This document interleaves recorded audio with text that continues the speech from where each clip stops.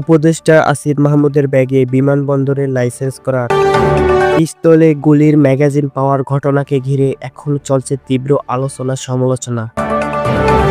তিনি কি আদেও এমন লাইসেন্স পেতে পারেন? এই প্রশ্নের সামনে আসে অস্ত্র আইনের নানা দিক।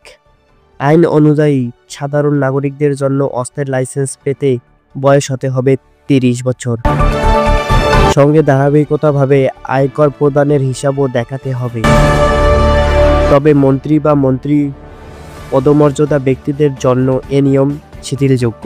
তাহলে কি আসিফ মাহমুদ সজীব ভুঁইয়া আইন ভঙ্গ করেছে? সাধারণ জনগণের মন্তব্য, আসিফ মাহমুদ সজীব ভুঁইয়া যেহেতু আইন ভঙ্গ করেছে তারও শাস্তির হবে।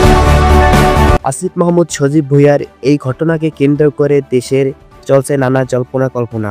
তাহলে কি নানা জল্পনা কল্পনা শেষে আসিফ মাহমুদ সজীব ভুঁইয়া শাস্তি পাবে? আয়কর ও শাস্তিকর ভ্যাট ও ট্যাক্সের ভিত্তি করে সজীব ভুঁইয়া